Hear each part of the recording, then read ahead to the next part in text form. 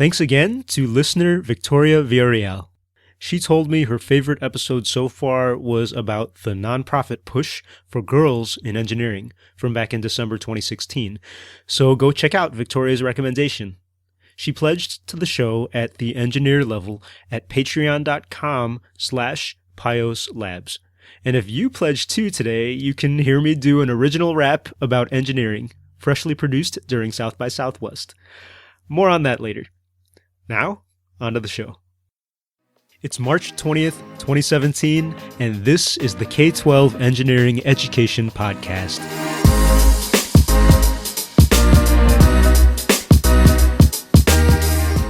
South by Southwest has finished up here in Austin, Texas. You know, that big international conference and festival full of creative people and groups that want to talk and show off all their work. Well, it opened with 4 days of South by Southwest EDU, the education portion of the event. And I was there to find out what this industry is thinking, doing, and feeling these days related to engineering education.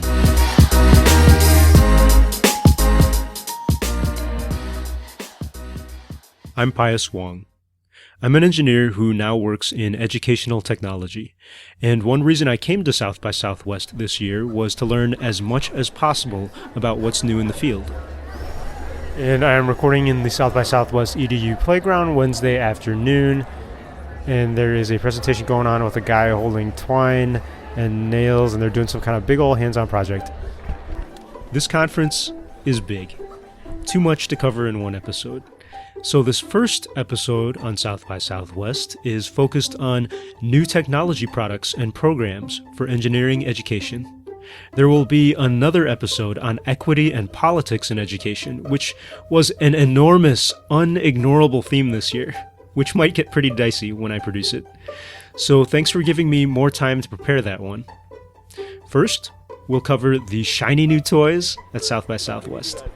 So I just stopped by a booth here, and I just was wondering, could you briefly say who you're here with and what you're representing?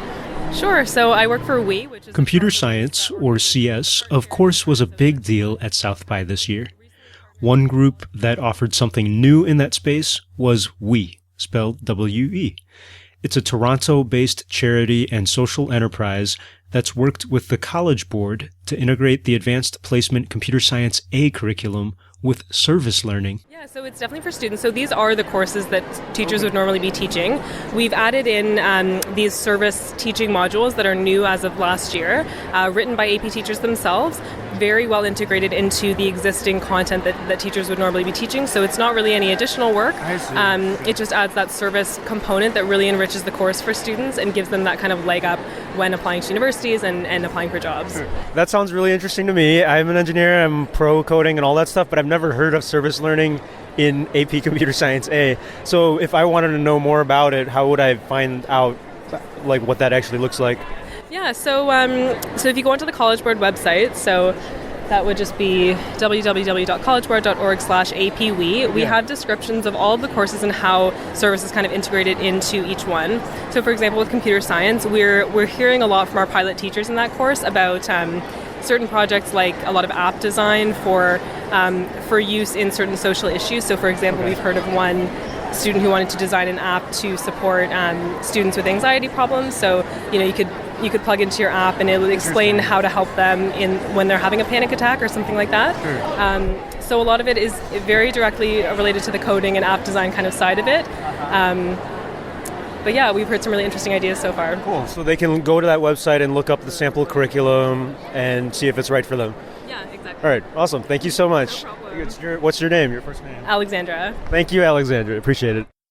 A lot of South by attendees were keen on this pattern of integrating CS with other fields. Sharice Taylor of the CS for All campaign of the New York City Department of Ed explained how they're training non-CS teachers in different levels of CS so they can bring it to a greater number and greater diversity of students. She gave an example, showing a video of one school mixing music and web design. The drum that we play is called djembe, which means unity, and it's about community, unity, working together. SRC equals quotes URL and quotes close track. You might recognize that those kids were practicing learning HTML scripts with drumming and chanting. We have a drumming program at our school because many of our students come from West Africa and from the Caribbean, and this is a part of their histories. We feel like there's resonance there for them. 5, 6, ready. In the next year or so, New York City teachers will be mixing in computer science concepts in different subjects at all levels. Keep an eye out for how it turns out. Along these CS themes, many businesses showed off coding products and services, including the Japanese company Glyco in the main exhibit hall. You might know Glyco as the makers of Pocky, those thin and sweet biscuit-like sticks half covered in chocolate or some other frosting. Glyco made an app called Glycode so that if you arrange your Pocky sticks on your table in certain ways, you can then snap a picture of the treats and translate the arrangement into code. That code then moves cutesy characters in their app. It's a funny mix of brand marketing and edutainment, if you can check it out.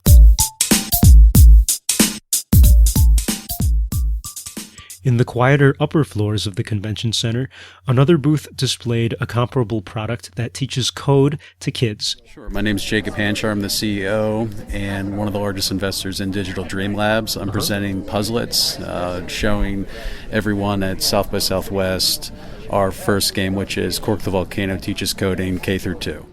There was a tray on the table, and a bunch of tiles with images on them lay neatly along the tray. Is this what I'm looking at?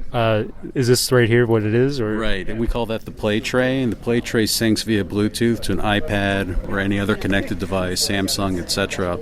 And what you're seeing here is Cork the Volcano, which is our coding game. We have a math game and art game that have come out, but here you see each in sequence to move the character through the maze in order to get the puzzle piece, and that's the objective. It teaches kids logic and sequencing skills. Oh, I see. So if someone was familiar with block coding, for example, these little tiles that I see in front of me are like the coding blocks. Exactly. That's exactly right, yeah. And so you can think of, okay, we'll put all the blocks together, and this feeds into a lot of programs. For example, dot or dash, thinking about the robotics. And you go far enough with these blocks, you can start looping, you put modifiers, this is a negator, for example, so it's really teaching kids. So the kids would lay out their literal code blocks, or those plastic tiles, and the tray would detect what they physically coded, and would use it to manipulate characters in an app. You can't eat your code in this case, though. At South by Southwest, there was some interest in using games for education, both in and out of computer science. In at least one meeting of educational game developers, there was even a call to try to make games more political, or to have game players reflect on moral and socio-political conflict. That's heady stuff. So if you teach CS today by making your kids develop games, realize this trend could be rising in the industry. And maybe this will offer you a chance to integrate CS with your social science and humanities courses.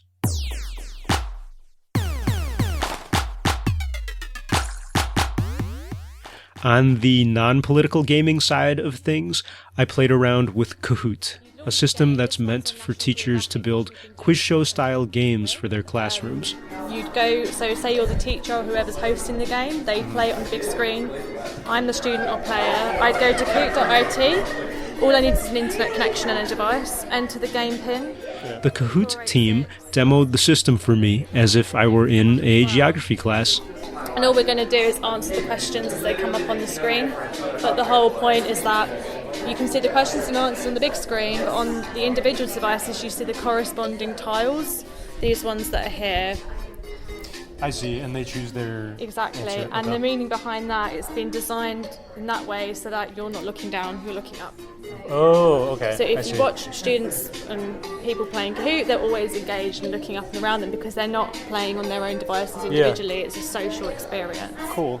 The bright colors and sounds in this quizzing game reminded me of the You Don't Know Jack video game series, and it could capture short attention spans in the classroom. They don't have pre-made questions for STEM education yet, but teachers could still make their own questions in Kahoot if they want. Related to CS, there was also plenty of robotics. A winner of the student startup competition at South by Southwest EDU last year was 16-year-old Rohit Srinivasan, and he created a STEM education kit called TrashBots. Just like how it sounds, kids can use the kit to make lower-cost robots out of cheap everyday stuff, or out of trash. So, your name is Pius, right? So if we wanted to, we could write... Give me a second to connect with it. Rohit showed me how to program the robot with his own original block programming platform. And then we click play. Oh, and then a P appears on the board of our robot. So through that, you can teach kids the idea of programming and so on. At the same time, one of my favorite things to do is see this. I'm holding a plastic bottle that I drank earlier today. You can attach it onto our robot, and you can make it now it becomes like a maraca or back and forth. You can do things like that using found materials and disperse kids' creativity and allows kids to understand the world around them.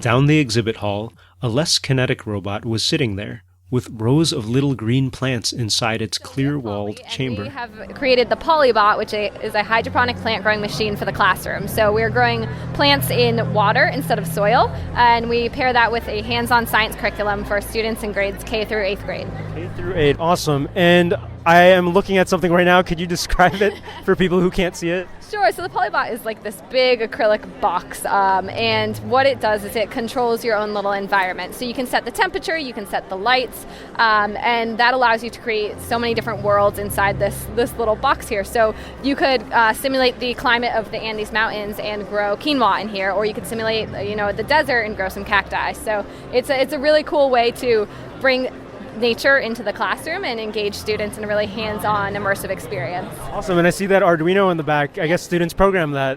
So it is capable of being programmed. The one that we put in classrooms right now has been already programmed for kids, but we've had kids in classrooms who have hacked it to kind of mess with the lights, put a webcam in here for live updates. So we definitely encourage that, and we're looking for a next version to find a more hackable, more engineering hands-on way to interact with the bot. So if you need a plant environmental simulator in your classroom whose Arduino you could possibly hack, here's an option. Finally, at the main South by Southwest festival along the bars of 5th Street, there was the curry robot. That's K-U-R-I, not the curry you eat. Hey, Curry, do you want to play? Come on. California-based Mayfield Robotics has been showing off their flagship security camera robot over the internet for a while now, and its 2-foot-tall alpha prototypes were roaming around the wooden floors of this downtown Austin event space, being cute, and hopefully reassuring everyone that they wouldn't freak out their pets and children. Unfortunately, a Curry engineer there told me that, as of now, there's no hackable education kit in the works for the impressive robot. But who knows? Maybe educators could pressure them into making it hackable in the future, like the Roomba from iRobot.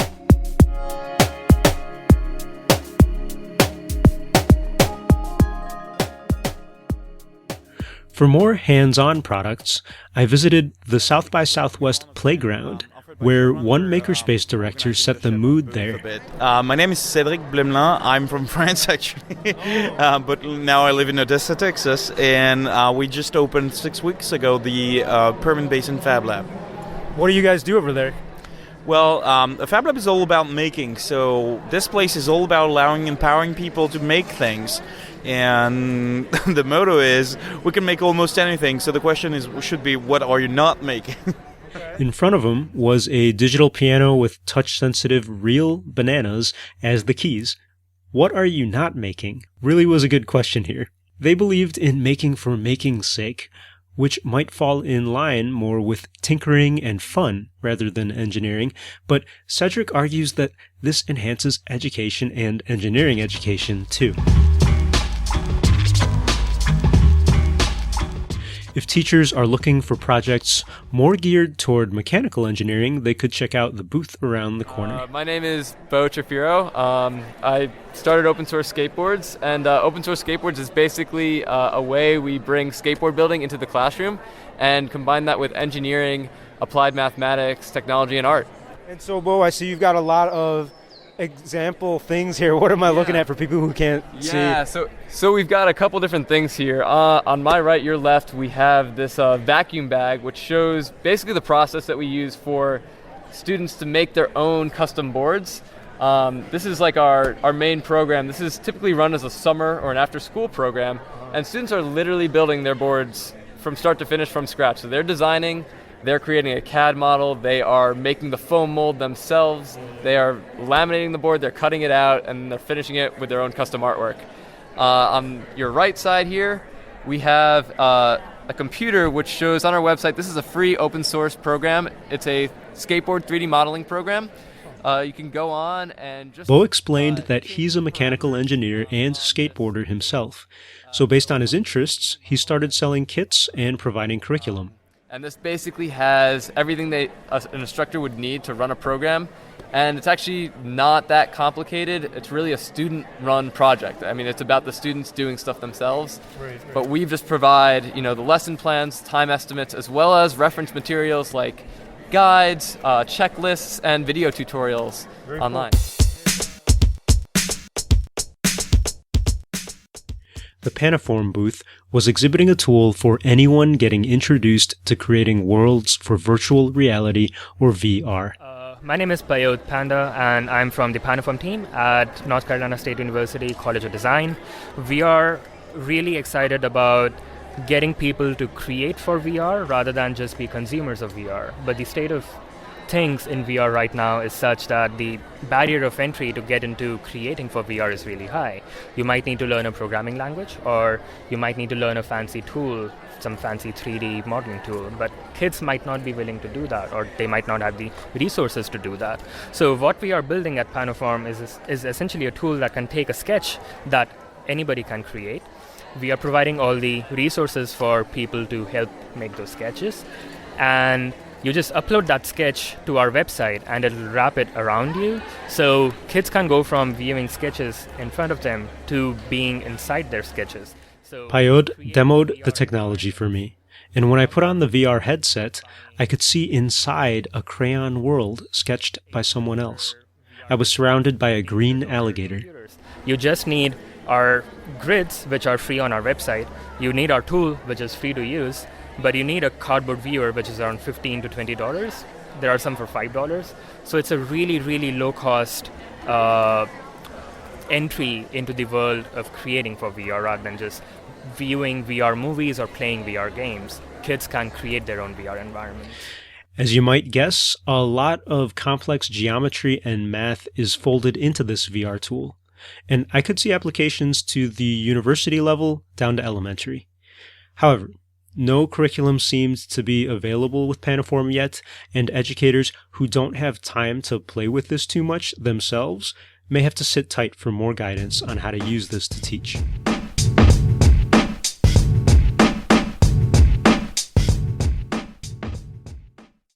South by had plenty of programs, products, and ideas relevant to STEM education in general. One of the more memorable ideas came from Tom McFadden, science teacher and star of the YouTube channel Science with Tom. Easy sailing? No. Gonna learn from failing? Yeah. Yeah. X is gonna be cursory? No. Know the importance of diversity? Yeah. Do I have to be a scientist? No. Appreciate it, and I'm just applying it. Yeah. Everybody's got questions. Most interesting ones don't have easy answers. That's Tom, opening his workshop with a rap. He talked about how he uses hip-hop to get kids thinking about science, and he led participants into writing their own science-themed raps so that they might know how to do that with their students. It was a process of summary and reflection about a scientific topic, and then systematically distilling it into keywords, rhymes, and lyrics. Talk about integrating art and science. And yes, I even wrote my own very first rap lyrics, which just so happened to be about the structures and functions of bridges.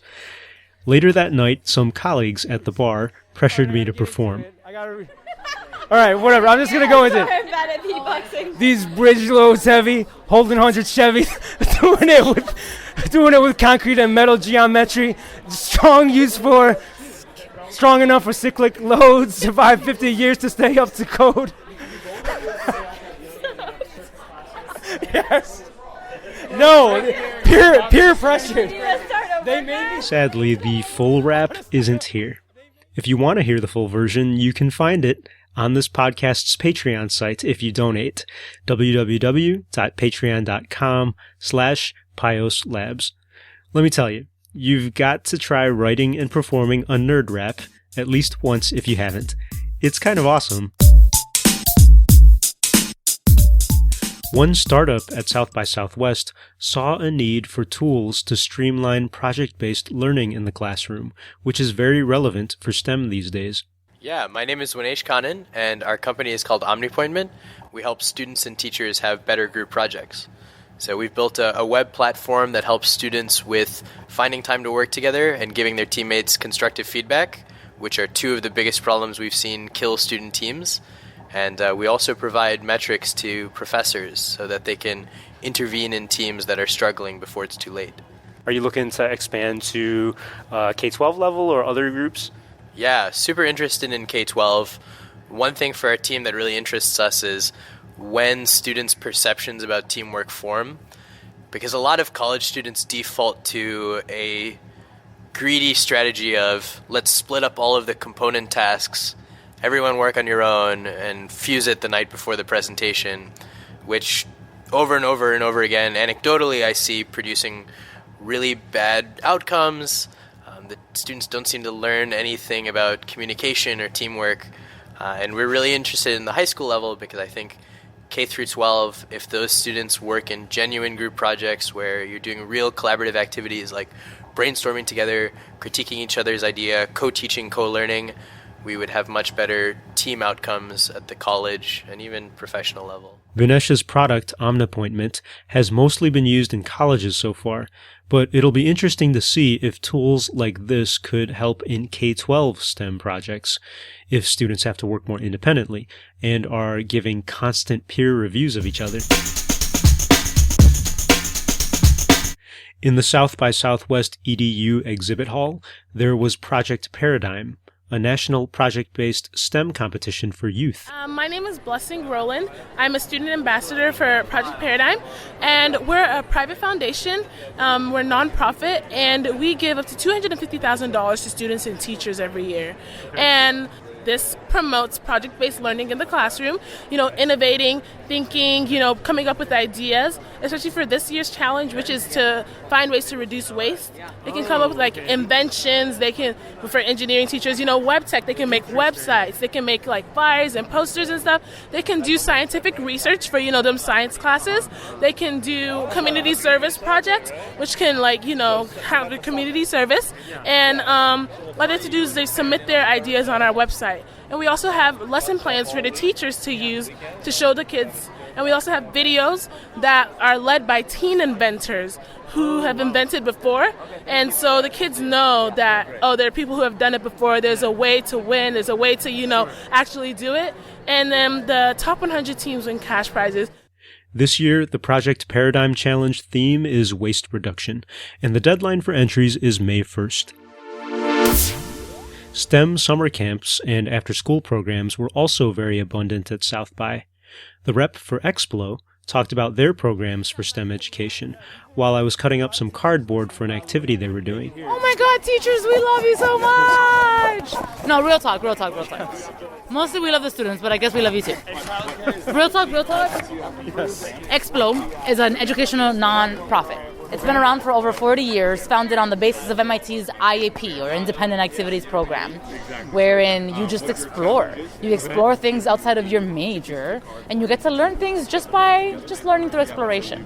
So, for 40 years, we've been developing these summer programs where kids from all over the world come, second graders through 12th graders come, learn through exploration. And it's a beautiful program. It legitimately changes people's lives. Alums come up to our booths, and alums are in beautiful places in the world, and people over the years keep asking us, can you please start your own school? Can you please start your own high school, middle school, elementary school, so I can send my kids there?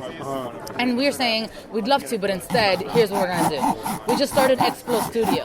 And Explo Studio is an opportunity for, Explo Studio has the job of making or facilitating learning through exploration throughout the entire year. So not just summer programs, but now the entire, when the kids are in the classroom for the rest of the 10 months, right? For the other 10 months. On the mentorship side of things, there were programs that link up girls with women leaders in engineering and other STEM disciplines. No Barriers USA takes an interesting angle by connecting STEM to the idea of international travel and exchange. So we bring a group of girls in the Denver corridor area to CSU, which is Colorado State University, for a day of STEM engineering, working with engineers, particularly women engineers, to talk about innovation around people with disabilities or solving global issues in the world.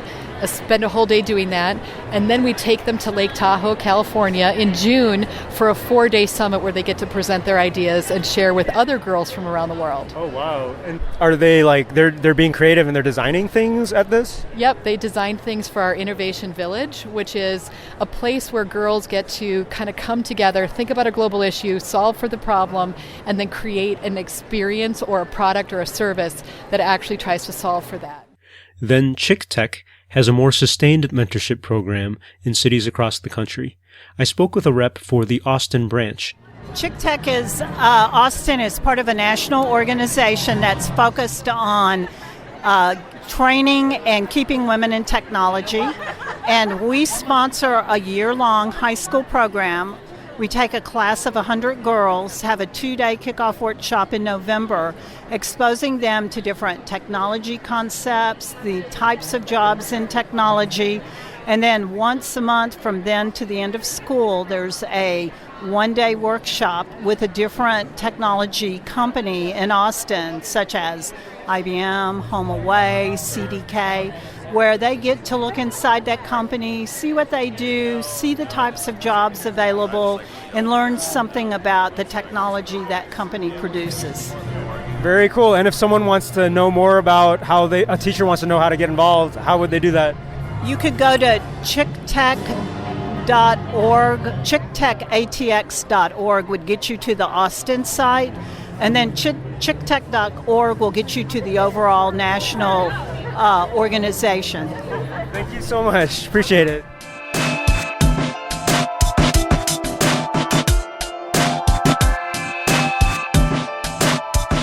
Those were my picks for interesting new and not so new products and services for engineering education here at South by Southwest. If you couldn't make it here, I hope this helped get you up to speed. Listen next time as we go deeper into the simmering and seething mood of this conference and festival, as many attendees vocalized how education, including STEM education, is the civil rights issue of our time.